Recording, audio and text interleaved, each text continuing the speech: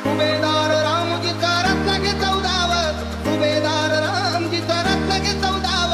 डोळे भर भरून किती किती का पहावं, डोळे भर भरून किती किती का पहावं. दुर्मिळ